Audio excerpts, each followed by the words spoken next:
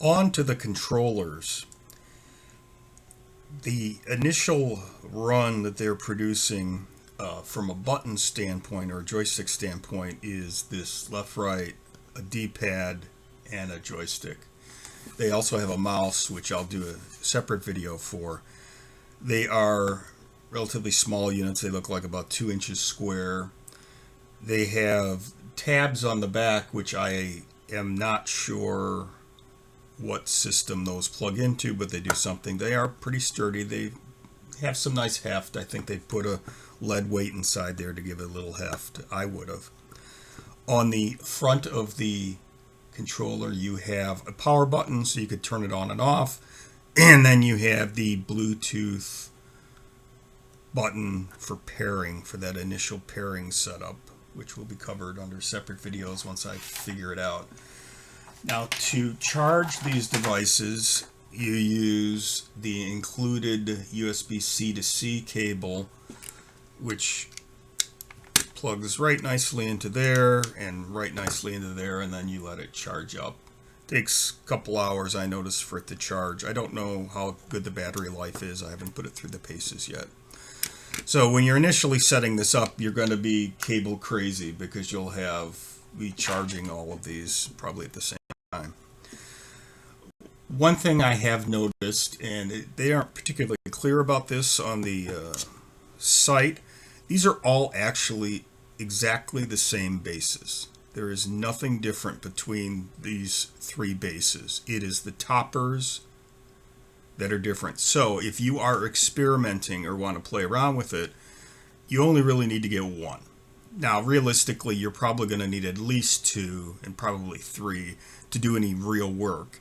But if you needed to, you could just do the hub and one of them. I wish that they sold these toppers like as a little set along with one of these. Maybe they will. Now, let's talk about the toppers, the good and the bad. Now, I really love the idea of one piece of hardware being used for multiple uses, like D-pad and AB. That I love.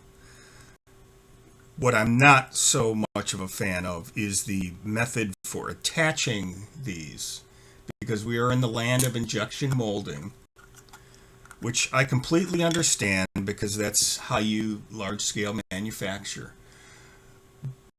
But the drag here, especially from a DIY standpoint, is, oh my goodness, it's the dreaded plastic tabs. So it's one of those, drop it in, twist it, and it locks in place.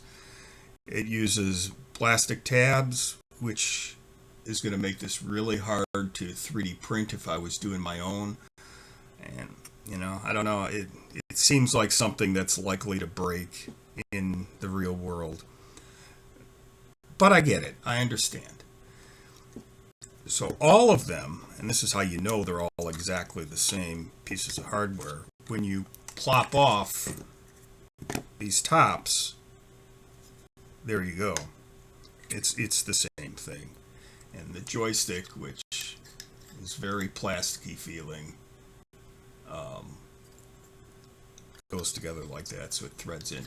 Now the joystick one may be an opportunity for an easier way for DIY folks to hook into this, because the threaded, I don't know what thread they're using. I'm sure it's something strange, but that's a possibility.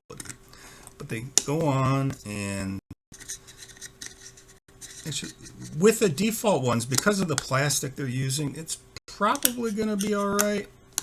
I'll have to really test it and see. I don't want to break these yet. I just got them. Because it's low profile. The feel is very dependent on your beliefs. If you like clickety, if you like smushy, if you like something in between. I would call the feel on these okay, but I can't say anything more than okay. Good enough, maybe, but I don't know. I think they probably could have gone with a higher quality switch inside of there. Again, you're trying to mass produce, especially an item that is for a smaller group, smaller market, allegedly, right? So you try to do it inexpensively. Do you get what you pay for with this? Yes, I would say so because it has the Bluetooth, it has a battery in it, it charges up, it interfaces. Yeah, so the price point they're selling it at, I think, is fair. The the ability to DIY is not quite there yet.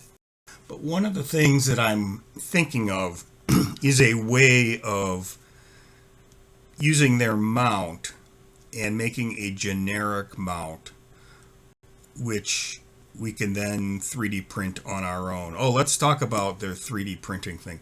When they talk about making custom toppers for these things, they are really saying go to Shapeways and purchase for anywhere from $20 to $50 American 3D printed versions. So it's not like here's an STL printed out. I don't know how I would even print out this part on a regular, on one of my Pruses.